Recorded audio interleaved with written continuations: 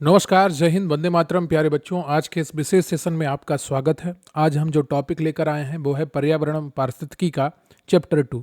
यहाँ पर आपको बेहतरीन प्रश्न मिलने वाले हैं। 100 प्रश्नों को आज हम करेंगे, फिर इसका अगला पार्ट हम अगली वीडियो में करेंगे। वीडियो को लाइक कर लीजिएगा, चैनल पर नया है चैनल को सब्सक्राइब कर लीजिएगा, क्योंकि प्रश्न यहीं से आएगा। पढ़ते रहेंगे आप मेरे साथ तो आपको यकीन आएगा। पर्यावरण एवं पारिस्थितिकी सीरीज का ये तीसरा पार्ट है, PYQ सीरीज जो हमने शुरू की है। और पहले 2 पार्ट अगर आपने नहीं देखे हैं तो ज़रूर देख लीजिएगा। रही बात आज के इस सेशन के PDF की, तो स्क्रीन पर दिख रहे व्हाट्सएप नंबर पर आप मैसेज कर सकते हो। वहाँ पर आप हमारे साथ जुड़कर PDFs प्राप्त करेंगे। लोअर PCS के बैच में हम PYQs प्रोवाइड करवाएंगे, MCQs प्रोवाइड कराएंगे हर सब्जेक्ट के। इसके अलावा वन लाइनर्स होंगे और क्विक रिविजन थ्योरी नोट्स भी होंगे। जुड़ने के लिए आपको स्क्रीन पर दिख रहे व्हाट्सएप नंबर पर मैसेज करना है और अपने एग्ज़ाम का नाम लिखना है। हम आपको पूरी जानकारी उपलब्ध कराएंगे कि कैसे आप अपनी तैयारी कर सकते हैं। चलिए शुरू करते हैं आज का ये सेशन। पहला प्रश्न है आपका कि निम्नलिखित में से किसको दुनिया के एकमात्र तैरते हुए राष्ट्रीय उद्यान के रूप में जाना जाता है? सही उत्तर है आपका केबुल लामजाओ राष्ट्रीय उद्यान। यूपिटर प्लेसी लेकपाल मेंस 2026 में पूछा गया प्रश्न है। यह उद्यान भारत के मणिपुर राज्य में लोकटक झील पर स्थित है और इसे दुनिया का एकमात्र तैरता हुआ राष्ट्रीय उद्यान माना जाता है। यह स्थान मुख्य रूप से अपने फुमडिस के लिए प्रसिद्ध है, जो मिट्टी, वनस्पति और कार्बनिक पदार्थों के तैरते हुए विकसित द्वीप है। यह उद्यान संघाई हिरण यानी भूरे सींग वाले हिरण का अंतिम प्राकृतिक आवास है, जो मणिपुर का राज्य पशु भी है। अगला प्रश्न है आपका कि भारतीय हाथी को रिक्त स्थान कहते हैं। The Indian elephant is called as. सही उत्तर है आपका एल्फियस मैक्सिमस सब स्पी इंडिकस। फॉरेस्ट गार्ड एग्जाम 2025 का प्रश्न है। भारतीय हाथी का वैज्ञानिक नाम एलिफस मैक्सिमस इंडिकस है। यह एशियाई हाथी एलिफस मैक्सिमस की 4 जीवित उप प्रजातियों में से एक है। अन्य उप प्रजातियां श्रीलंकाई हाथी, सुमात्रा हाथी और बोर्नियो हाथी हैं।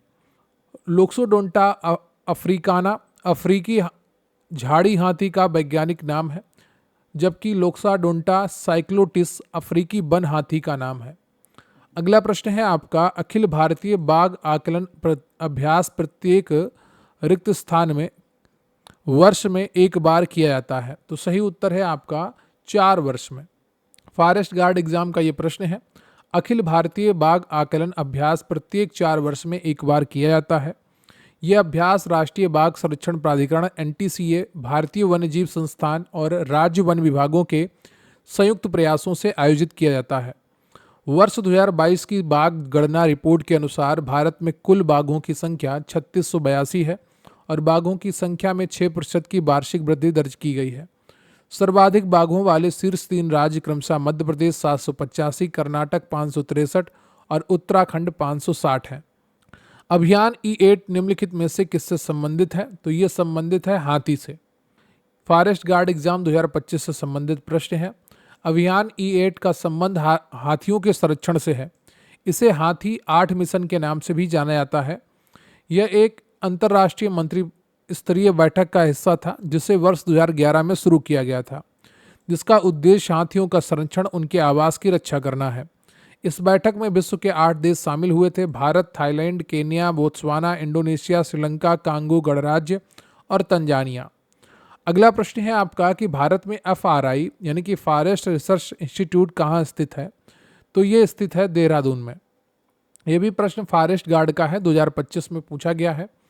वन अनुसंधान संस्थान भारत के उत्तराखंड राज्य के देहरादून में स्थित है। इसका स्थापना वर्ष 1906 में इंपीरियल फॉरेस्ट रिसर्च इंस्टीट्यूट के रूप में हुई थी।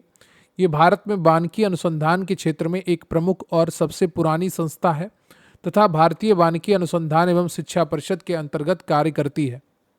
अगला प्रश्न है आपका कि बांदीपुर राष्ट्रीय उद्यान भारत के निम्नलिखित राज्यों में से किस राज्य में स्थित है? तो ये स्थित है आपका कर्नाटक में। सप्लाई इंस्पेक्टर एग्जाम 2022 में और जूनियर इंजीनियर एग्जाम 2016 में पूछा गया प्रश्न है। बांदीपुर राष्ट्रीय उद्यान दक्षिण भारत के कर्नाटक राज्य में स्थित है। इसकी स्थापना प्रोजेक्ट टाइगर के तहत वर्ष 1974 में एक बाघ अभ्यारण्य के रूप में की गई थी। यह नीलगिरी बायोस्फीयर का भी एक प्रमुख हिस्सा है। कर्नाटक में स्थित अन्य प्रमुख टाइगर रिजर्व हैं: Bhadra tiger reserve, Nagarhole tiger reserve, Dandeli Anshi tiger reserve तथा बिलीगिरी रंगनाथ स्वामी मंदिर टाइगर रिजर्व। अगला प्रश्न है आपका कि किश्तवाड़ राष्ट्रीय उद्यान भारत के निम्नलिखित में से किस राज्य केंद्र शासित प्रदेश में स्थित है? तो ये स्थित है आपका जम्मू और कश्मीर में। ये ऑप्शन आपका सही है। किश्तवाड़ राष्ट्रीय उद्यान केंद्र शासित प्रदेश जम्मू और कश्मीर के किश्तवाड़ जिले में चिनाब नदी के समीप अवस्थित है। इस राष्ट्रीय उद्यान की स्थापना मुख्य रूप से हिम तेंदुए और अन्य वन्य जीवों के संरक्षण के लिए की गई थी। जम्मू कश्मीर के अन्य प्रमुख नेशनल पार्क हैं दाची गम नेशनल पार्क हंगुल हिरण के लिए प्रसिद्ध है, सलीम अली नेशनल पार्क और काजी नाग नेशनल पार्क। अगला प्रश्न है आपका कि भरतपुर में स्थित पक्षी अभ्यारण्य राष्ट्रीय उद्यान का नाम क्या है? तो सही उत्तर है आपका यहाँ पर ऑप्शन सी केवलादेव घाना राष्ट्रीय उद्यान। राजस्थान के भरतपुर जिले में स्थित पक्षी अभ्यारण्य का नाम केवलादेव घाना राष्ट्रीय उद्यान है। इसे पूर्व में भरतपुर पक्षी अभ्यारण्य भी कहा जाता था। इसे 10 मार्च 1982 को राष्ट्रीय उद्यान का दर्जा प्रदान किया गया था और यह यूनेस्को विश्व धरोहर स्थल भी है। यह साइबेरियन सारस के शीतकालीन प्रवास के लिए प्रसिद्ध है। घटप्रभा पक्षी अभ्यारण्य बेलगाम कर्नाटक में है। दर्रा राष्ट्रीय अभ्यारण्य और मैसरोडगढ़ अभ्यारण्य भी राजस्थान में स्थित है। अगला प्रश्न है आपका कि काजीरंगा राष्ट्रीय उद्यान कहाँ स्थित है? तो ये आपका असम में स्थित है। पीईटी एग्जाम 2021 में पूछा गया प्रश्न है। काजीरंगा राष्ट्रीय उद्यान पूर्वोत्तर भारत के असम राज्य में स्थित है। यह उद्यान विश्व भर में एक सींग वाले गैंडे की सबसे बड़ी आबादी के लिए प्रसिद्ध है। अन्य प्रमुख उद्यान Kanha national park Madhya Pradesh, Periyar national park Kerala और सुंदरवन नेशनल पार्क पश्चिम बंगाल में स्थित है। भारत में कुल कितने संरक्षित जैव मंडल बायोस्फीयर रिजर्व हैं? तो भारत में कुल 18 हैं। 2019 का प्रश्न है। भारत में वर्तमान में कुल 18 संरक्षित जैव मंडल क्षेत्र हैं। जैव मंडल संरक्षित क्षेत्र बड़े संरक्षित क्षेत्र होते हैं जो वनस्पतियों और जीवों की आनुवांशिक विभिन्नताओं को बनाए रखने और उन्हें संरक्षण प्रदान करने के लिए स्थापित किए जाते हैं। भारत का पहला बायोस्फीयर रिजर्व नीलगिरी था। सबसे नवीनतम 18वां बायोस्फीयर रिजर्व पन्ना मध्य प्रदेश 2011 है। कच्छ गुजरात क्षेत्रफल की दृष्टि से भारत का सबसे बड़ा बायोस्फीयर रिजर्व है। अगला प्रश्न है आपका कि दांडेली वन्यजीव अभ्यारण्य भारत के किस राज्य में स्थित है? तो ये स्थित है आपका कर्नाटक में। डी ऑप्शन सही है। लोअर एग्जाम 2019 का प्रश्न है। दांडेली वन्यजीव अभ्यारण्य भारत के कर्नाटक राज्य उत्तरा कन्नड़ जिले में स्थित है। यह अभ्यारण्य 866.41 वर्ग किलोमीटर क्षेत्र में फैला हुआ है।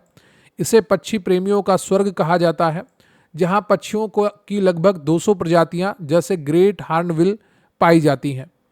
यहाँ के प्रमुख जीव काला पैंथर, मालाबार विशाल गिलहरी, मंट जैक भौंकने वाले हिरण, हाथी, किंग कोबरा तथा मगरमच्छ आदि हैं। इसे अब अंसी राष्ट्रीय उद्यान के साथ मिलाकर काली टाइगर रिजर्व कहा जाता है। अगला प्रश्न है आपका कि कीठम झील और सूर सरोवर पक्षी अभ्यारण्य निम्नलिखित किस शहर के पास स्थित है? तो ये सही उत्तर है आपका ऑप्शन डी आगरा। कीठम झील उत्तर प्रदेश के आगरा शहर के पास सिकंदरा से 12 किलोमीटर दूर स्थित है। कीठम झील के साथ ही एक पक्षी विहार भी स्थित है जिसे सूर सरोवर पक्षी विहार के नाम से जाना जाता है। इस झील को वर्ष 2020 में एक संरक्षित रामसर स्थल के रूप में नामित किया गया है। यह स्थानीय व प्रवासी पक्षियों की 100 से ज़्यादा प्रजातियों का आश्रय स्थल है। अगला प्रश्न है आपका कि एराविकुलम राष्ट्रीय उद्यान किस राज्य में स्थित है? कर्नाटक, असम, केरल, आंध्र प्रदेश या उपयुक्त में से कोई नहीं। सही उत्तर है आपका ऑप्शन सी केरल। एराविकुलम राष्ट्रीय उद्यान केरल राज्य के इडुक्की जिले में पश्चिमी घाट में स्थित है। इसका क्षेत्रफल 97 वर्ग किलोमीटर है। यह केरल का पहला राष्ट्रीय उद्यान है। यह उद्यान नीलगिरी तहर नामक लुप्तप्राय पर्वतीय बकरी की सबसे बड़ी आबादी के लिए प्रसिद्ध है। यहाँ हर 12 साल में एक बार खिलने वाला नील कुरुंजी का फूल भी पाया जाता है जो पहाड़ियों के नीले रंग में रंग देता है। अगला प्रश्न है आपका कि थट्टे कक्कड़ पक्षी अभ्यारण्य कहाँ स्थित है? तो ये आपका स्थित है केरल में। थट्टे कक्कड़ पक्षी अभ्यारण्य केरल के एर्नाकुलम जिले में कोटमंगलम के पास में पेरियार नदी के किनारे स्थित है। ये केरल राज्य का पहला पक्षी अभ्यारण्य है जिसकी स्थापना सन 1983 में 25.16 वर्ग किलोमीटर क्षेत्र में की गई थी। प्रसिद्ध पक्षी विज्ञानी डॉक्टर सलीम अली ने इसे प्रायद्वीपीय भारत का सबसे समृद्ध पक्षी आवास बताया था। अगला प्रश्न है आपका कि भद्रा वन्यजीव अभ्यारण्य किस राज्य में स्थित है? सही उत्तर है आपका ऑप्शन सी कर्नाटक में। ग्राम विकास अधिकारी 2018 का प्रश्न है, भद्रा वन्यजीव अभयारण्य भारत के कर्नाटक राज्य के चिकमंगलुरु जिले में स्थित है। यह पश्चिमी घाटों में स्थित बाघों के संरक्षण के लिए एक महत्वपूर्ण संरक्षित क्षेत्र है। भारत के अन्य प्रमुख अभयारण्य में हजारीबाग झारखंड, चंद्रप्रभा उत्तर प्रदेश, सिमलीपाल ओडिशा, घाना पश्चिमी बिहार व रणथंभौर राजस्थान में, पाखल तेलंगाना में स्थित है। अगला प्रश्न है आपका कि थट्टे कक्कड़ पक्षी अभयारण्य कहाँ स्थित है? तो ये आपका केरल में स्थित है। अभी आपको बताया गया है, फॉरेस्ट गार्ड एग्जाम 2025 में भी पूछा गया था। ये केरल का पहला पक्षी अभयारण्य है जो पेरियार नदी के किनारे एर्नाकुलम जिले के कोटामंगलम के पास स्थित है। यह अभयारण्य भारतीय पक्षी विज्ञानी डॉक्टर सलीम अली की प्रेरणा से स्थापित किया गया था। अगला प्रश्न है आपका कि कामेंग एलिफेंट रिजर्व कहाँ स्थित है? तो ये स्थित है आपका अरुणाचल प्रदेश में। कामेंग एलिफेंट रिजर्व पूर्वोत्तर भारत के अरुणाचल प्रदेश के पश्चिमी कामेंग और पूर्वी कामेंग जिले में स्थित है। हाथियों के संरक्षण के लिए भारत सरकार द्वारा वर्ष 1992 में हाथी परियोजना शुरू की गई थी। भारत का पहला हाथी रिजर्व सिंहभूमि हाथी रिजर्व झारखंड है, जिसकी स्थापना वर्ष 2001 में हुई थी। अक्टूबर 2010 में हाथी को भारत का राष्ट्रीय विरासत पशु भी घोषित किया गया था। अगला प्रश्न है आपका कि निम्नलिखित में से किसे दुनिया का पहला राष्ट्रीय उद्यान माना जाता है? तो सही उत्तर है आपका ऑप्शन सी, येलोस्टोन राष्ट्रीय उद्यान। येलोस्टोन राष्ट्रीय उद्यान को विश्व का पहला राष्ट्रीय उद्यान माना जाता है। इसकी स्थापना 1 मार्च 1872 को संयुक्त राज्य अमेरिका में की गई थी। भारत के संदर्भ में भारत का प्रथम राष्ट्रीय उद्यान जिम कॉर्बेट नेशनल पार्क है। इसे 1936 में हैली नेशनल पार्क के नाम से उत्तराखंड नैनीताल में स्थापित किया गया था। ये भारत में प्रोजेक्ट टाइगर 1973 के अंतर्गत आने वाला रिजर्व भी था। अगला प्रश्न है आपका, त्रिराज्य संरक्षित क्षेत्र में स्थित घड़ियाल मगरमच्छों की सबसे बड़ी आबादी वाला नदी अभयारण्य निम्नलिखित में से कौन सा है? तो सही उत्तर है आपका यहाँ पर ऑप्शन ए, राष्ट्रीय चंबल अभयारण्य। राष्ट्रीय चंबल अभयारण्य की स्थापना वर्ष 1979 में की गई थी। यह राजस्थान, मध्य प्रदेश और उत्तर प्रदेश के त्रिबिंदु पर चंबल नदी के क्षेत्र में फैला हुआ है। यह वन्यजीव अभयारण्य विशेष रूप से घड़ियालों और पतले मुंह वाले मगरमच्छों के संरक्षण के लिए बहुत लोकप्रिय है। राष्ट्रीय चंबल अभयारण्य एक महत्वपूर्ण पक्षी क्षेत्र के रूप में भी सूचीबद्ध है। अगला प्रश्न है आपका कि काराकोरम वन्यजीव अभयारण्य निम्नलिखित में से किस राज्य केंद्र शासित प्रदेश में स्थित है? तो ये स्थित है आपका लद्दाख में। काराकोरम वन्यजीव अभयारण्य भारत के केंद्र शासित प्रदेश लद्दाख के लेह जिले में काराकोरम रेंज की पूर्वी भाग में उच्च ऊंचाई पर स्थित है। यह अभयारण्य विशेष रूप से चिरू या तिब्बती मृग के प्रवास के लिए एक बहुत ही महत्वपूर्ण और अनुकूल स्थल है। यह क्षेत्र दुर्लभ वनस्पतियों और जीव जंतुओं के लिए जाना जाता है। अगला प्रश्न है आपका कि निम्नलिखित में से किस राज्य में विश्व का एकमात्र तैरता हुआ राष्ट्रीय उद्यान केबुल लामजाओ राष्ट्रीय उद्यान स्थित है? तो सही उत्तर है आपका यहाँ पर option A, Manipur. UP video exam 2023 का प्रश्न है, विश्व का एकमात्र तैरता हुआ राष्ट्रीय उद्यान केबुल लामजाओ राष्ट्रीय उद्यान भारत के मणिपुर राज्य की लोकटक झील के दक्षिण पश्चिमी हिस्से में स्थित है। इस उद्यान का कुल विस्तार लगभग 40 वर्ग किलोमीटर में है। केबुल लामजाओ को वर्ष 1970 में एक राष्ट्रीय उद्यान घोषित किया गया। यह संघाई हिरण के लिए प्रसिद्ध है। अगला प्रश्न है आपका कि निम्नलिखित में से कौन सा राष्ट्रीय उद्यान एक टाइगर रिजर्व भी है? तो सही उत्तर है आपका ऑप्शन डी, पन्ना राष्ट्रीय उद्यान। पन्ना राष्ट्रीय उद्यान भारत का एक टाइगर रिजर्व भी है। ये भारत का 22वां बाघ अभयारण्य है। ये मध्य प्रदेश राज्य के पन्ना और छतरपुर जिले में फैला है। इसे 1994 में भारत सरकार द्वारा एक प्रोजेक्ट टाइगर रिजर्व घोषित किया गया। भारत का पहला tiger reserve Hailey national park है। वर्तमान में इसका नाम जिम कॉर्बेट नेशनल पार्क से बदलकर रामगंगा पार्क रख दिया गया है, जो कि उत्तराखंड में स्थित है। अगला प्रश्न है आपका कि सतमालिया हिरण अभयारण्य भारत के निम्नलिखित में से किस राज्य केंद्र शासित प्रदेश में स्थित है? तो सही उत्तर है आपका ऑप्शन ए, दादरा और नगर हवेली। पीईटी एग्जाम 2023 में पूछा गया था प्रश्न, सतमालिया हिरण अभयारण्य भारत के केंद्र शासित प्रदेश दादरा और नगर हवेली में स्थित है। यह अभयारण्य मुख्य रूप से हिरणों के संरक्षण के लिए जाना जाता है, जहां हिरण की विभिन्न प्रजातियां पाई जाती हैं। इसमें कई अन्य जानवर जैसे सांभर, चीतल आदि की प्रजातियां भी पाई जाती हैं। अगला प्रश्न है आपका कि वेदांतगल पक्षी अभयारण्य कहाँ स्थित है? तो ये आपका स्थित है तमिलनाडु में। फॉरेस्ट गार्ड एग्जाम 2025 का प्रश्न है, वेदांतगल पक्षी अभयारण्य दक्षिण भारत के तमिलनाडु राज्य में स्थित है। ये भारत का सबसे पुराना व सबसे छोटा जल पक्षी अभयारण्य है, जो चेंगुलपट्टू जिले में है। इसे ब्रिटिश काल में ही 1928 में एक पक्षी अभयारण्य के रूप में विकसित किया गया था। अगला प्रश्न है आपका कि पक्के बाघ अभ्यारण्य कहाँ स्थित है? तो ये स्थित है आपका अरुणाचल प्रदेश में।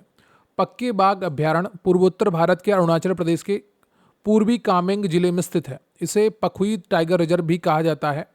ये अपनी अद्भुत जैव विविधता और हार्नबिल पक्षियों के संरक्षण के लिए बहुत प्रसिद्ध है। वर्तमान में भारत में कुल 58 बाघ रिजर्व अभ्यारण्य स्थापित हो चुके हैं। अगला प्रश्न है आपका कि सरिस्का टाइगर रिजर्व किस राज्य में है? तो सही उत्तर है आपका यहाँ पर ऑप्शन सी, राजस्थान में।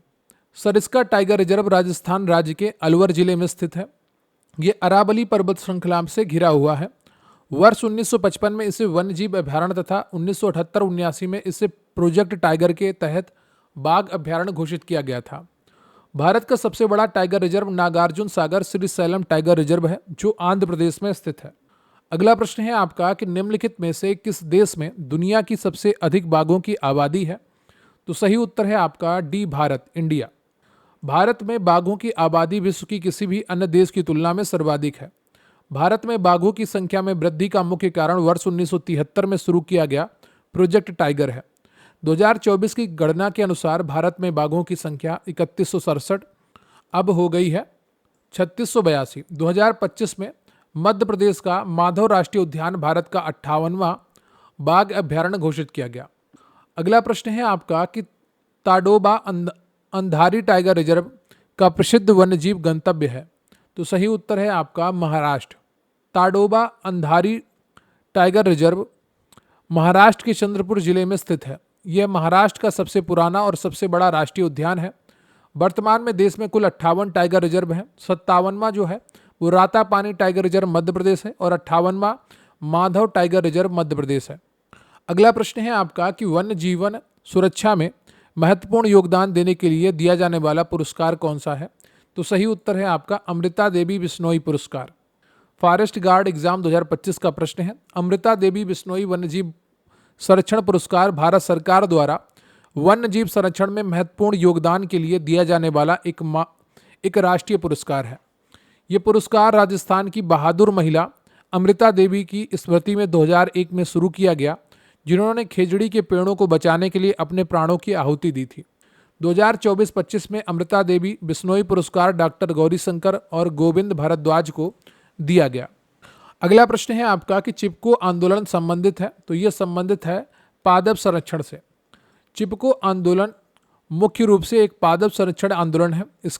इसकी शुरुआत सन 1973 में तत्कालीन उत्तर प्रदेश और वर्तमान उत्तराखंड राज्य के चमोली जिले के गोपेश्वर नामक स्थान से हुई थी। इस आंदोलन के प्रणेता श्री चंडी प्रसाद भट्ट और प्रमुख नेता सुंदरलाल बहुगुणा थे। इसमें आंदोलनकर्ता पेड़ों से चिपक कर उन्हें कटने से बचाते थे। इस आंदोलन की एक मुख्य बात यह थी कि इसमें स्त्रियों ने भारी संख्या में भाग लिया था। अगला प्रश्न है आपका कि निम्नलिखित में से कौन सा देश seven south Asia Wildlife Enforcement Network का सदस्य है? तो सही उत्तर है आपका अफगानिस्तान। दिए गए विकल्पों में अफगानिस्तान देश सावेन South Asia Wildlife Enforcement Network का सदस्य देश है। इन सावेन में 8 सदस्य देश आते हैं: बांग्लादेश, भूटान, भारत, मालदीव, नेपाल, श्रीलंका, अफगानिस्तान और पाकिस्तान। सवेन एक क्षेत्रीय अंतर सरकारी संगठन है जो दक्षिण एशियाई देशों के बीच वन्यजीव संरक्षण, अवैध वन्यजीव व्यापार के खिलाफ कानून प्रवर्तन को मजबूत करने के लिए स्थापित किया गया है।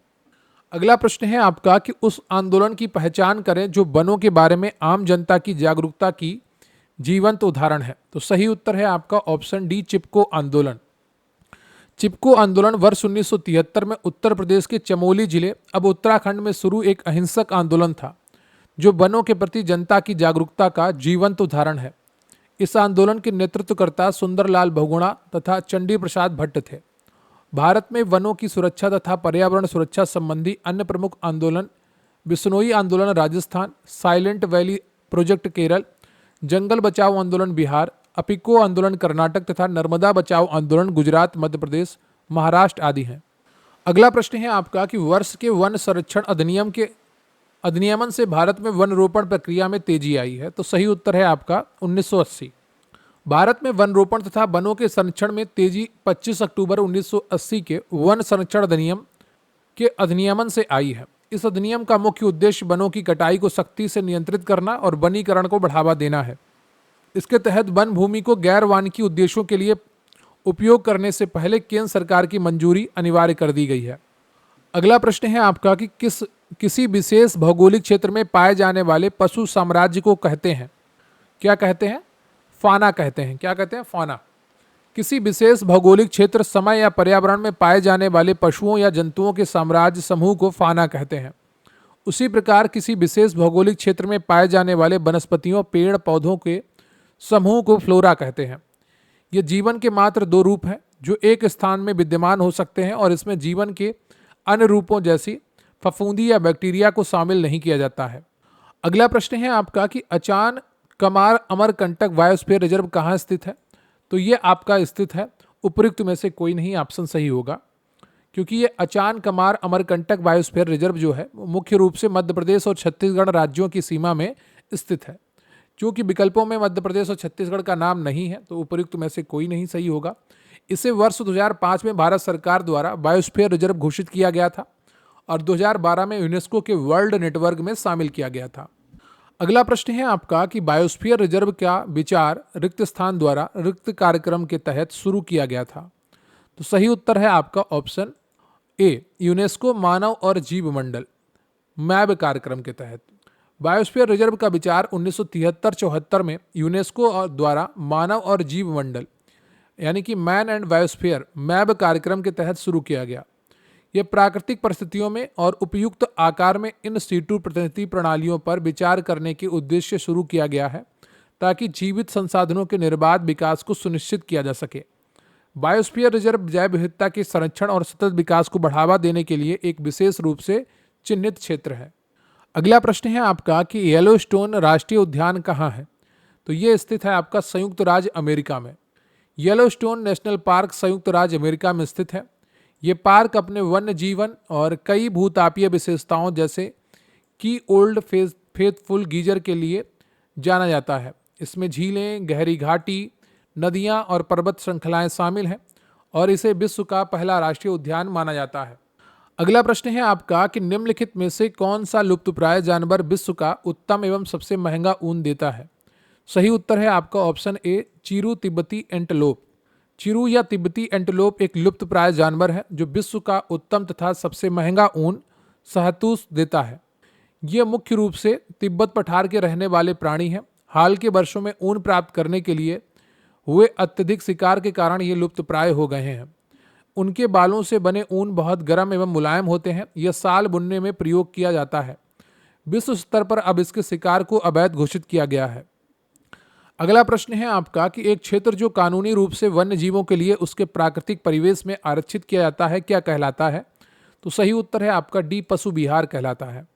जब वन्य जीवों के संरक्षण के लिए उनके प्राकृतिक परिवेश में किसी विशेष स्थान क्षेत्र को आरक्षित किया जाता है तो उसे कानूनी रूप से पशु विहार या वन्य जीव अभयारण्य कहा जाता है। इसमें मुख्य रूप से किसी विशिष्ट प्रजाति या जीवों के समूह को संरक्षित करने पर ध्यान दिया जाता है, जबकि राष्ट्रीय उद्यान में पूरे पारिस्थितिकी तंत्र, वनस्पति जीव परिदृश्य का संरक्षण किया जाता है। अगला प्रश्न है आपका कि निम्नलिखित में से किस विकल्प का अर्थ प्राकृतिक या कृत्रिम रूप से जंगलों की पुनः स्थापना है? तो यहाँ पर जो सही उत्तर है आपका वो हो जाएगा ऑप्शन सी, रिफॉरेस्टेशन। क्या? रिफॉरेस्टेशन। आरआरबी एनटीपीसी का प्रश्न है। वनीकरण या रिफॉरेस्टेशन का अर्थ किसी ऐसी विस्तृत भूमि पर मनुष्य द्वारा कृत्रिम रूप से वन पेड़ लगाने की प्रक्रिया है जहां पहले जंगल थे लेकिन उन्हें काट दिया गया। ये वनों की पुनः स्थापना है। एफॉरेस्टेशन क्या है? का अर्थ ऐसी बंजर या नई भूमि पर जंगल लगाना है जहां पहले कोई जंगल नहीं था। वनोन्मूलन या डिफॉरेस्टेशन से आशय वृक्षों या जंगलों की अंधाधुंध कटाई से है। अगला प्रश्न है आपका कि पेटा इंडिया की शुरुआत किस वर्ष में हुई थी? तो सही उत्तर है आपका 2000 में। PETA people for the ethical treatment of animals India की स्थापना जनवरी 2000 में मुंबई में हुई थी। यह एक पशु अधिकारी संगठन है। पेटा इंडिया का सरल सिद्धांत है कि मनोरंजन, खाने एवं शिकार हेतु प्रयोग करने के लिए पशुओं पर हमारा अधिकार नहीं है। पेटा भारत में अपने अनुसंधान कार्यों से पशुओं पर हो रहे अत्याचारों के प्रति शिक्षा के क्षेत्र में प्रयास कर पशुओं के जीवन में अनगिनत सुधार किए हैं एवं अनगिनत पशुओं को बचा रही है। अगला प्रश्न है आपका कि लुप्तप्राय या दुर्लभ प्रजातियों की सुरक्षा एवं संरक्षण के लिए उन्हें उनके प्राकृतिक निवास से किसी दूसरे व्यवस्था क्षेत्रों में ले जाने को कहा जाता है। तो क्या कहा जाता है? ex-situ संरक्षण कहा जाता है। लुप्त प्राय या दुर्लभ प्रजातियों की सुरक्षा एवं संरक्षण के लिए उन्हें उनके प्राकृतिक निवास से बाहर किसी सुरक्षित या संरक्षित स्थान कृत्रिम आवास में ले जाने को ex-situ बाह्य स्थानीय संरक्षण कहा जाता है। उदाहरण के लिए चिड़ियाघर, वनस्पति विज्ञान, वनस्पति उद्यान, बीज बैंक या जीन बैंक या वन्य जीव सफारी पार्क आदि इसी विधि के अंतर्गत आते हैं। ex-situ संरक्षण जीवों और उनके वातावरण के प्रति लोगों में जागरूकता पैदा करता है। जंतु उद्यानों से लोगों में प्राणियों के प्रति ज्ञान में वृद्धि होती है।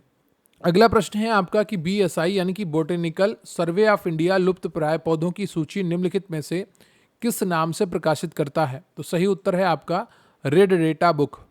भारतीय वनस्पति सर्वेक्षण भारत सरकार के वन एवं पर्यावरण मंत्रालय के अधीन एक संस्थान है। BSI की स्थापना वर्ष 1890 में हुई थी। इसका मूल उद्देश्य ब्रिटिश साम्राज्य के दौरान पादप संसाधनों का संरक्षण करना था। वर्ष 1954 में इसका पुनर्गठन किया गया। BSI लुप्त प्राय पौधों की सूची रेड डेटा बुक नाम से प्रकाशित करता है। अगला प्रश्न है आपका कि रेड डेटा बुक, जिसे लाल सूची भी कहते हैं, क्या है? तो ये एक संकटग्रस्त पशुओं, प्रजातियों, पेड़ों इत्यादि का विस्तृत दस्तावेज है। रेड डेटा बुक वह आधिकारिक दस्तावेज है जिसमें सभी संकटग्रस्त पशुओं, प्रजातियों तथा पेड़ पौधों का विस्तृत रिकॉर्ड रखा जाता है। इसे IUCN द्वारा 1964 ईस्वी में पहली बार प्रकाशित किया गया। पौधों, जंतुओं और अन्य प्रजातियों के लिए अलग अलग रेड डेटा पुस्तक हैं। इस पुस्तक में क्रांतिक रूप से संकटापन्न जीवों को गुलाबी पृष्ठों पर दर्शाया जाता है। जैसे ही कोई जीव पर्याप्त संख्या में वृद्धि कर लेता है तो उसको हरे पृष्ठों पर स्थानांतरित कर दिया जाता है।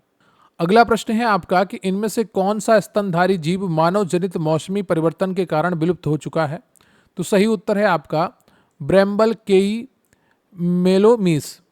ब्रैम्बल केई मेलोमीस एक स्तनधारी प्रजाति चूहे जैसी है जो ऑस्ट्रेलिया के ग्रेट बैरियर रीफ के उत्तरी सिरे पर स्थित एक छोटे से द्वीप में पाई जाती है।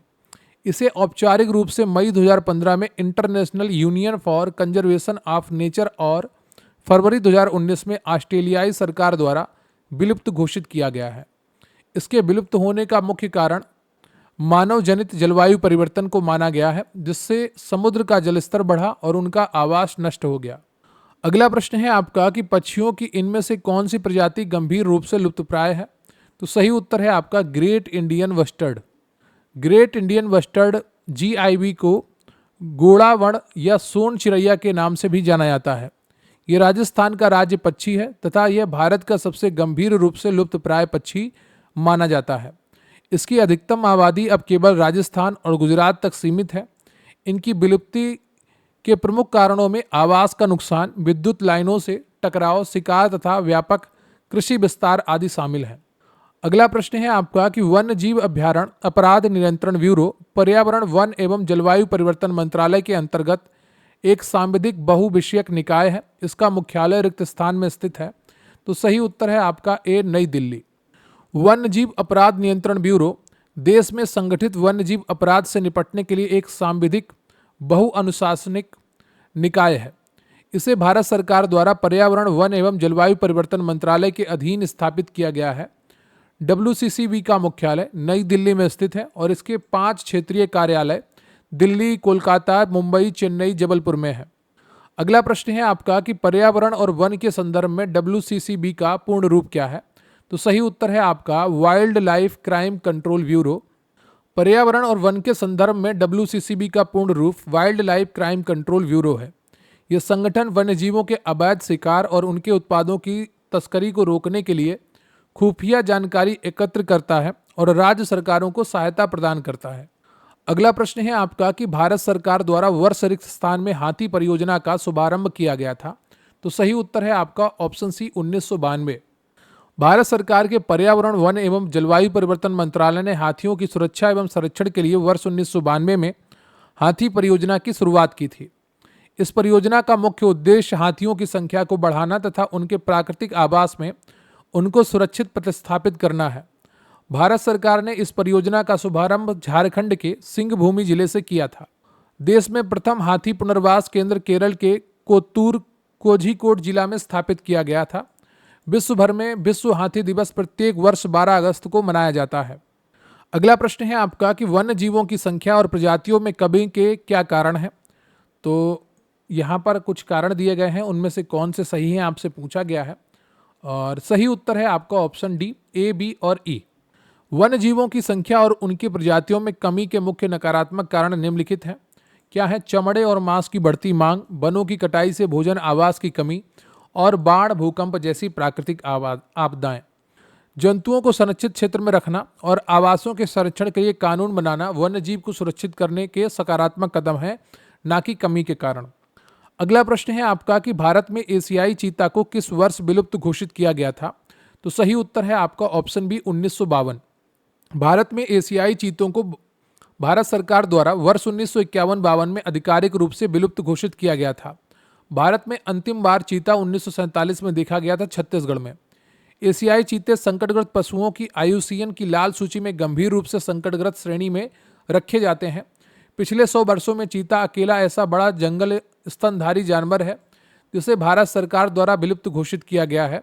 यद्यपि हाल ही में अफ्रीकी चीतों को भारत में पुनः लाया गया है। बाघ संरक्षण हेतु जागरूकता बढ़ाने के लिए वैश्विक बाघ दिवस कब मनाया जाता है। तो सही उत्तर है आपका 29 जुलाई। बाघ संरक्षण के लिए जागरूकता बढ़ाने और उनके प्राकृतिक आवास की रक्षा के उद्देश्य से वैश्विक बाघ दिवस प्रतिवर्ष 29 जुलाई को मनाया जाता है। इसकी शुरुआत 2010 में रूस के सेंट पीटर्सबर्ग बाघ शिखर सम्मेलन में हुई थी। बाघ पैंथेरा टाइगर्स भारत का राष्ट्रीय पशु भी है।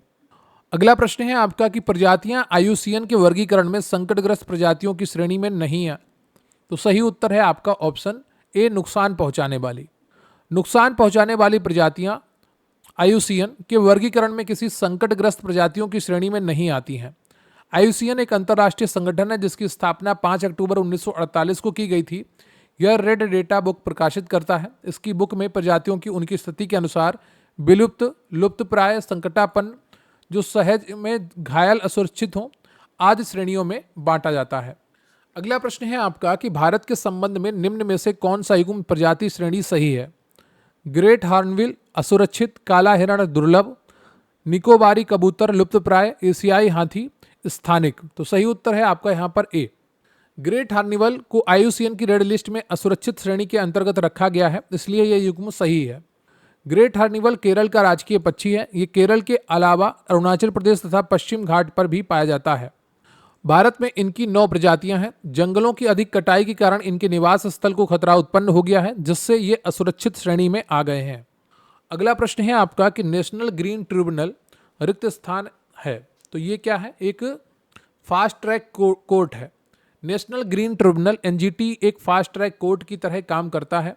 यह NGT अधिनियम 2010 के तहत पर्यावरण संरक्षण एवं वनों तथा अन्य प्राकृतिक संसाधनों के संरक्षण से संबंधित मामलों को प्रभावी और त्वरित निपटाने के लिए गठित किया गया था।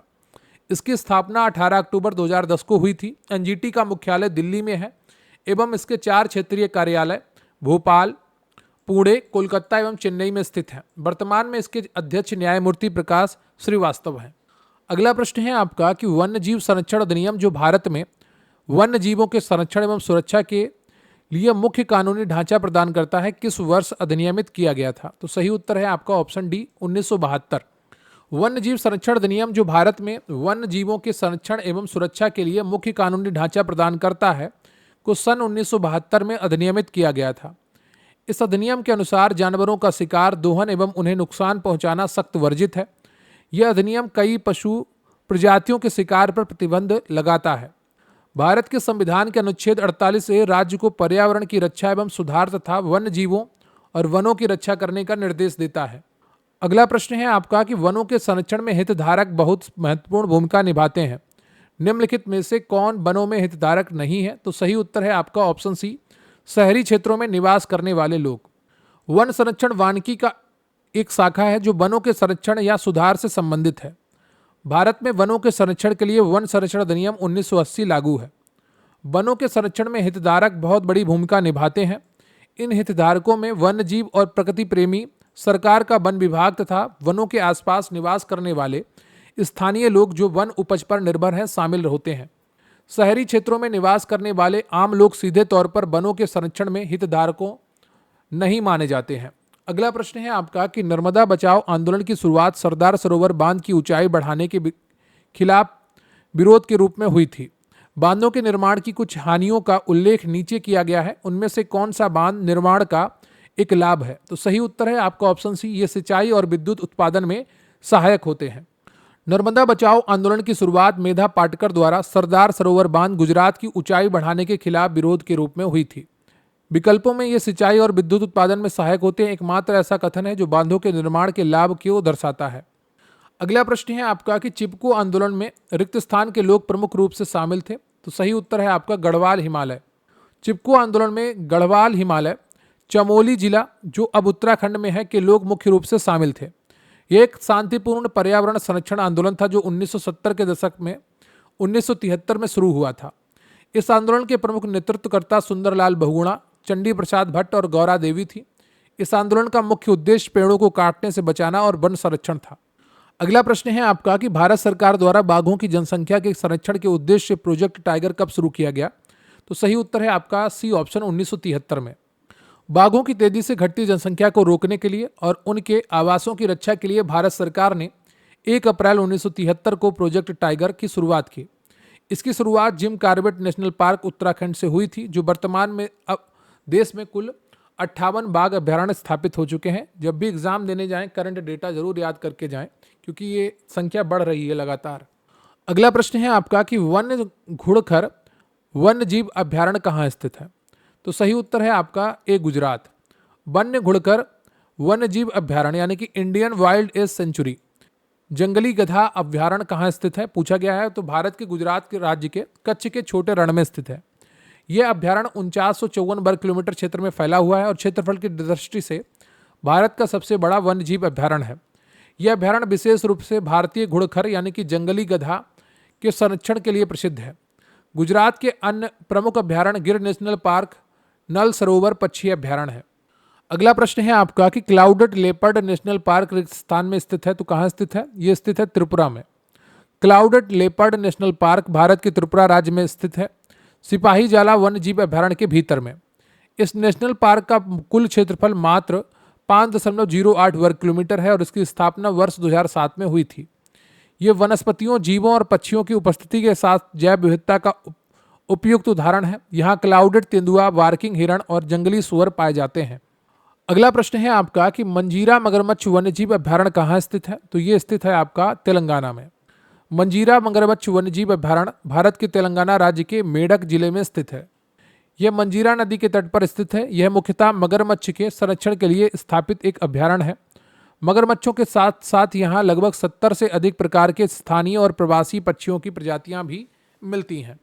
अगला प्रश्न है आपका कि मरीन समुद्री गोंडवाना जीवाश्म पार्क अवस्थित है। तो यह आपका अवस्थित है छत्तीसगढ़ में।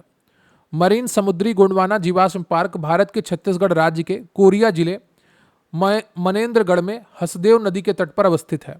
इस पार्क का विकास करोड़ों वर्ष पुराने जीवाश्मों तथा लुप्त प्राय वनस्पतियों और समुद्री जीवों के संरक्षण के उद्देश्य से किया गया है। यहाँ पाए गए जीवाश्म गोंडवाना काल के समुद्री जीवन के अस्तित्व का प्रमाण देते हैं। अगला प्रश्न है आपका कि राजाजी राष्ट्रीय उद्यान कहाँ स्थित है? तो ये स्थित है आपका उत्तराखंड में। राजाजी राष्ट्रीय उद्यान भारत के उत्तराखंड राज्य देहरादून, हरिद्वार और पौड़ी गढ़वाल जिलों में स्थित है। इसका नाम प्रसिद्ध स्वतंत्रता सेनानी श्री राजगोपालाचारी राजाजी के नाम पर रखा गया है। यह मुख्य रूप से हाथियों और बाघों के लिए जाना जाता है। अन्य महत्वपूर्ण राष्ट्रीय उद्यान गिर राष्ट्रीय उद्यान गुजरात, दुधवा राष्ट्रीय उद्यान उत्तर प्रदेश, बांदीपुर राष्ट्रीय उद्यान कर्नाटक और मानस राष्ट्रीय उद्यान असम है। अगर आपने अभी तक वीडियो को लाइक नहीं किया है तो लाइक कर लीजिएगा और अच्छे कमेंट करके बताइएगा कि आपको सेशन कैसा लगा।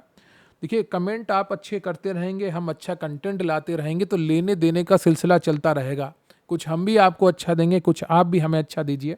और कमेंट बॉक्स में वीडियो हाइप करने का ऑप्शन होता है तो उस पर भी क्लिक कर दिया करिए। आपका सहयोग हमारे लिए बहुत ही कीमती है। एक छोटा सा चैनल है हमारा और आपका, जो कछुए की चाल से चल रहा है, तो आप लोग सहयोग बनाए रखेंगे तो धीरे धीरे आगे बढ़ता चले जाएगा और आपका सहयोग बना रहा तो एक दिन बड़ा भी बनेगा।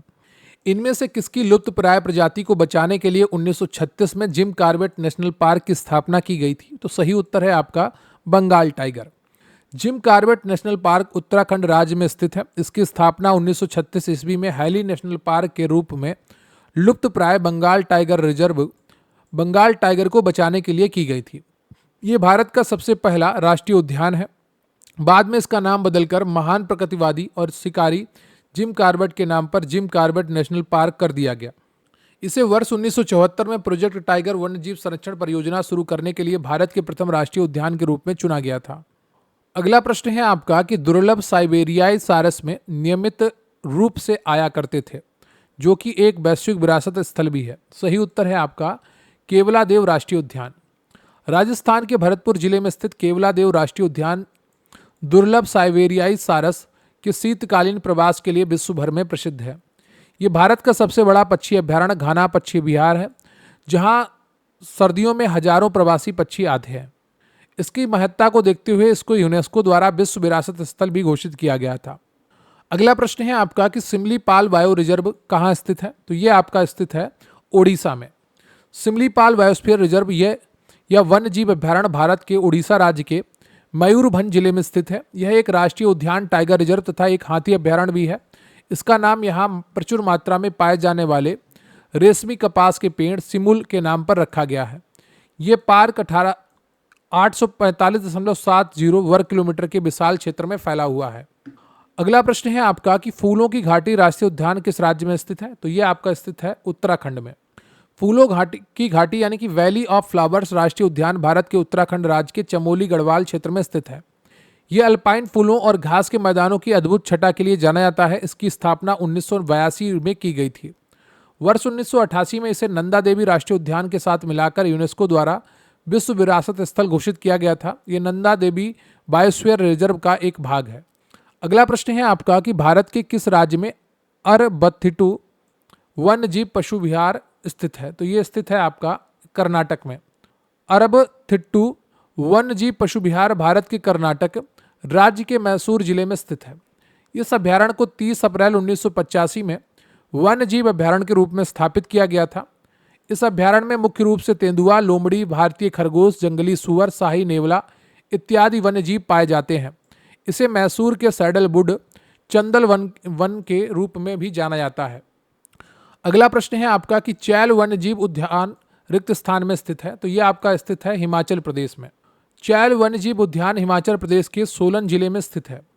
यहाँ हिमालयी वन्य जीव जैसे इंडियन मुंटैक, तेंदुआ, जंगली सुअर, लंगूर, यूरोपीय लाल हिरण आदि पाए जाते हैं। इसके अलावा यहाँ पर पक्षी और सरीसृपों की भी अनेक प्रजातियां पाई जाती हैं। वर्ष 1976 ईस्वी में इसे वन्य जीव अभ्यारण्य घोषित किया गया था। अगला प्रश्न है आपका कि संजय गांधी राष्ट्रीय उद्यान रिक्त स्थान में स्थित है। कहाँ स्थित है आपसे पूछा गया है और ये स्थित है महाराष्ट्र में। संजय गांधी राष्ट्रीय उद्यान महाराष्ट्र की राजधानी मुंबई में स्थित है। इसे पूर्व में बोरीवली नेशनल पार्क के नाम से भी जाना जाता था। यह विश्व के गिने चुने ऐसे राष्ट्रीय उद्यानों में से एक है जो किसी महानगर की सीमा के भीतर स्थित है। इस उद्यान में चित्तीदार हिरण, शाही माउस, डियर इत्यादि सहित 38 सरीसृप प्रजातियां पाई जाती हैं। अगला प्रश्न है आपका कि वसंदा राष्ट्रीय उद्यान रिक्त स्थान में स्थित है। तो यह स्थित है आपका गुजरात में। वसंदा राष्ट्रीय उद्यान गुजरात के नवासारी जिले में स्थित है। इसे वर्ष 1979 में स्थापित किया गया था। इस उद्यान में लगभग 450 वनस्पतियों की प्रजातियां पाई जाती हैं। इस उद्यान में पाए जाने वाले प्रमुख जीव तेंदुआ, लगड़बग्घा, चीतल, चौसिंगा, काकड़ इत्यादि हैं। मोर इस उद्यान का मुख्य पक्षी है।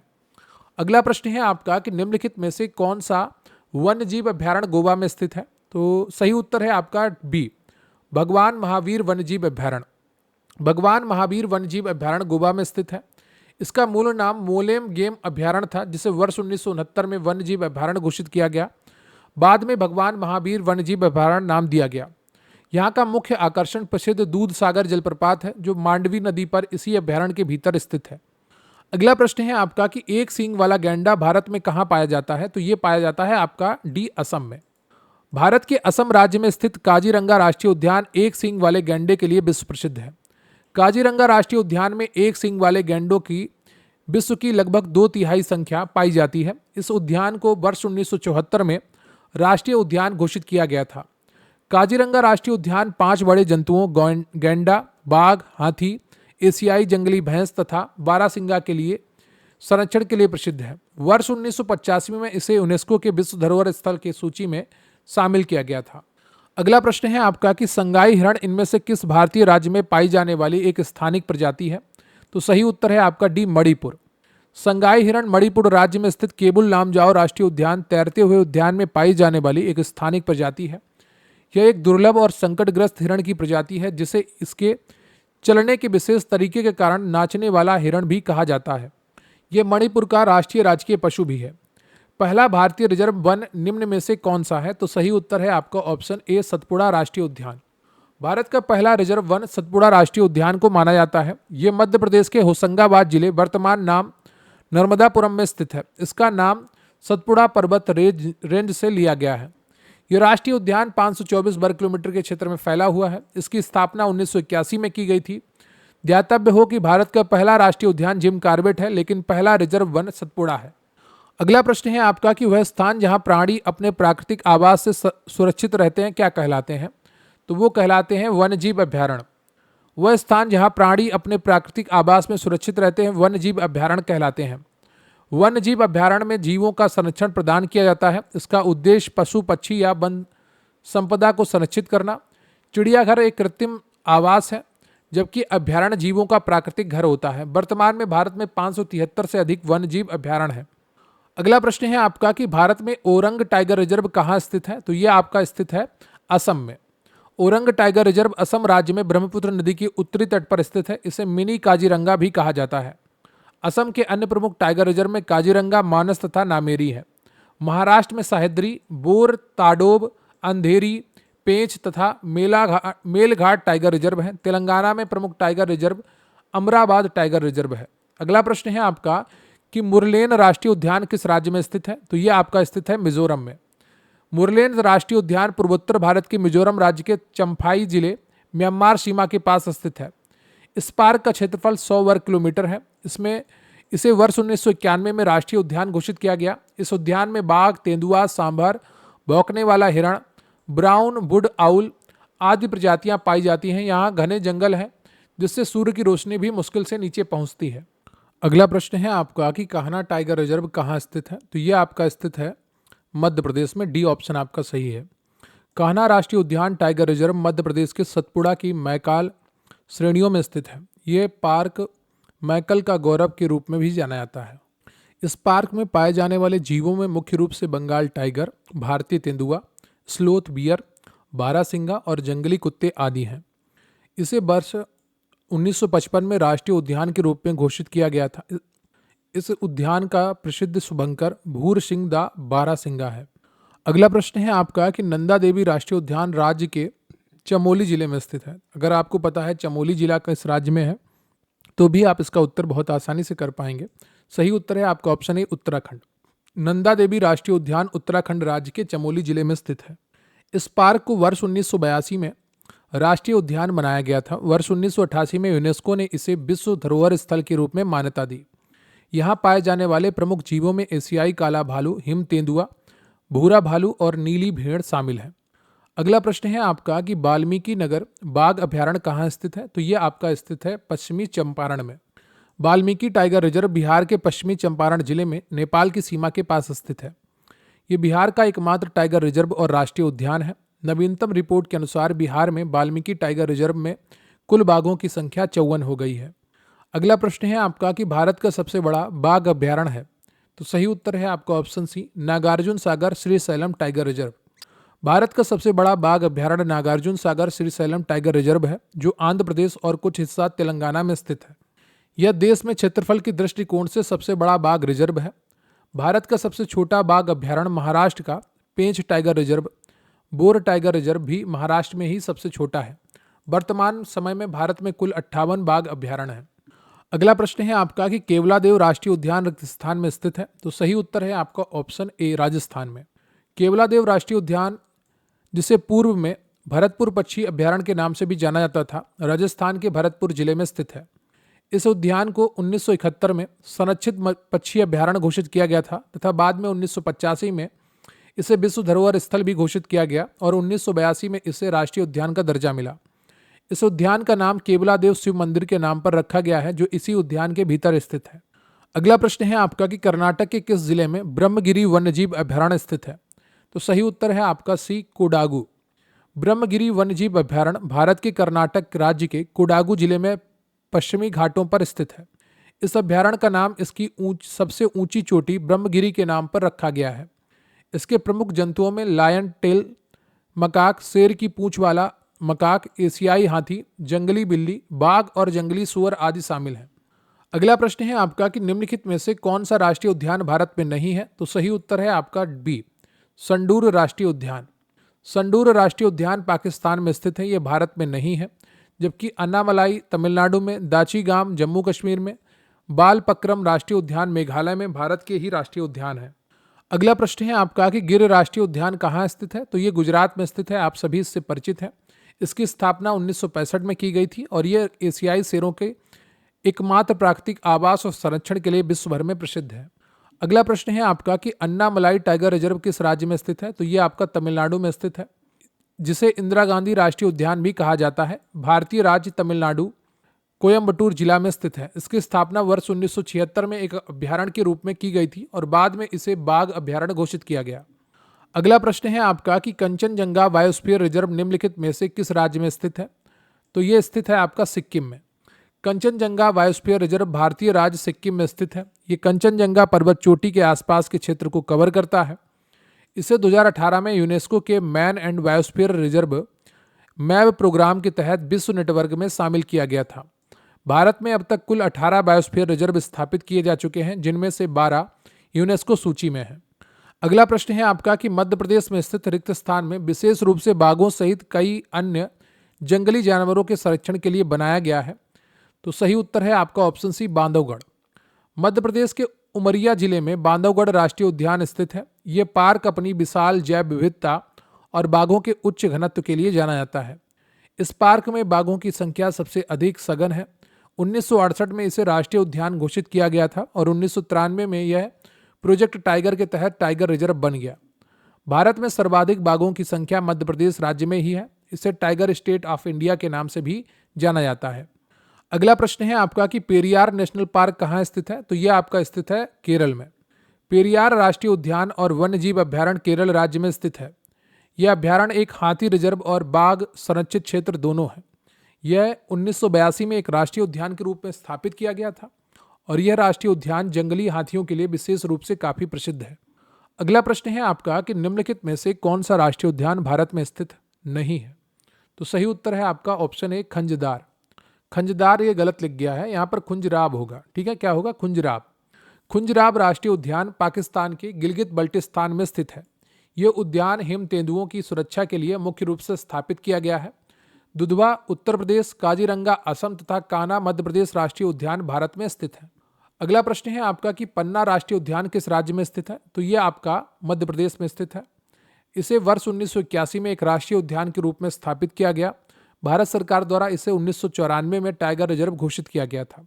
अगला प्रश्न है आपका कि निम्नलिखित में से किस अभ्यारण्य को वेम्बनाड पक्षी अभ्यारण्य के नाम से भी जाना जाता है? तो सही उत्तर है आपका कुमारकोम पक्षी अभ्यारण्य। वेम्बनाड पक्षी अभ्यारण्य को कुमारकोम पक्षी अभ्यारण्य के नाम से भी जाना जाता है। ये केरल राज्य में कोट्टायम जिले के वेम्बनाड झील के तट पर स्थित है। इसकी स्थापना 1847 ईस्वी में की गई थी।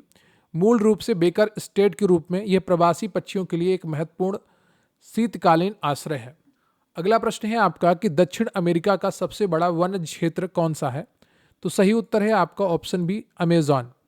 अमेजॉन दक्षिण अमेरिका का सबसे बड़ा वन क्षेत्र है। यह विश्व का भी सबसे बड़ा उष्णकटिबंधीय वर्षावन क्षेत्र है। इन्हें धरती के फेफड़े के नाम से भी जाना जाता है क्योंकि यहाँ से विश्व का लगभग 20% ऑक्सीजन का उत्पादन होता है। दाचीगाम राष्ट्रीय उद्यान भारत के किस राज्य में स्थित है? तो सही उत्तर है आपका ऑप्शन डी, जम्मू कश्मीर। दाचीगाम राष्ट्रीय उद्यान भारत के केंद्र शासित प्रदेश जम्मू कश्मीर में स्थित है, श्रीनगर के पास। दाचीगाम का शाब्दिक अर्थ है 10 गांव। इस उद्यान की स्थापना 1981 में हुई थी। यह उद्यान मुख्य रूप से हंगुल कश्मीरी स्टैग हिरण के संरक्षण के लिए विश्व प्रसिद्ध है।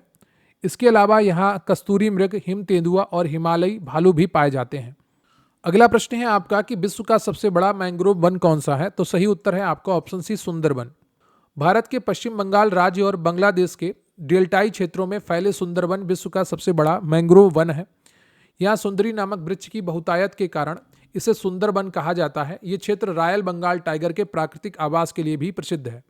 अगला प्रश्न है आपका कि नामदफा बाघ अभ्यारण्य किस राज्य में स्थित है? तो यह आपका स्थित है अरुणाचल प्रदेश में। नामदफा बाघ अभ्यारण्य पूर्वोत्तर भारत के अरुणाचल प्रदेश चांगलांग जिला में स्थित है। यह क्षेत्रफल के दृष्टिकोण से भारत का चौथा सबसे बड़ा राष्ट्रीय उद्यान है, हेमिस, मरुभूमि और गंगोत्री के बाद। इसकी स्थापना 1983 ईस्वी में हुई थी। यह दुनिया का एकमात्र ऐसा पार्क है जहां बड़ी बिल्लियों की चारों प्रजातियां बाघ, तेंदुआ, हिम तेंदुआ और क्लाउडेड तेंदुआ पाई जाती हैं। तो नामदफा बाघ अभ्यारण्य में जो बड़ी बिल्लियां हैं उनकी चारों प्रजातियां पाई जाती हैं, बाघ, तेंदुआ, हिम तेंदुआ, क्लाउडेड तेंदुआ। अगला प्रश्न है आपका कि वाल्मीकि राष्ट्रीय उद्यान कहाँ स्थित है? तो यह आपका स्थित है बिहार में। कहाँ पर? बिहार में। वाल्मीकि राष्ट्रीय उद्यान बिहार राज्य के पश्चिमी चंपारण जिले में नेपाल की सीमा के पास स्थित है।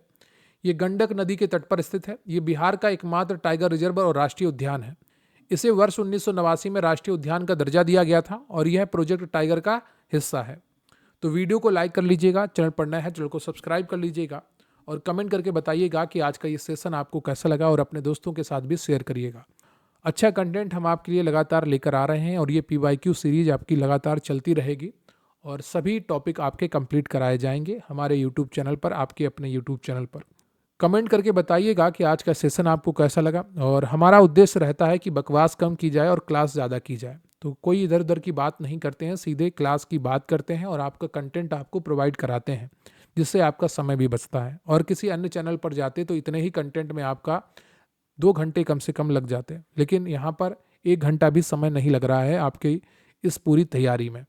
रही बात आज के इस सेशन की PDF की, तो स्क्रीन पर आपको WhatsApp नंबर दिख रहा होगा, वहाँ पर मैसेज करके आप हमारे साथ जुड़ सकते हैं।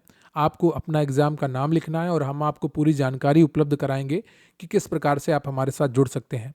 फॉरेस्ट गार्ड, लोअर PCS और PET एग्ज़ाम के लिए ये कंटेंट बहुत ही इंपॉर्टेंट है। आपने देखा होगा कि सभी परीक्षाओं के PYQs यहाँ पर आपको दिए गए हैं। तो अगर आप हमारे साथ जुड़ते हैं और अच्छी तैयारी करते हैं तो आपको लाभ होगा। मिलेंगे फिर किसी अन्य वीडियो में, तब तक अपना ख्याल रखिए। जय हिंद, जय भारत।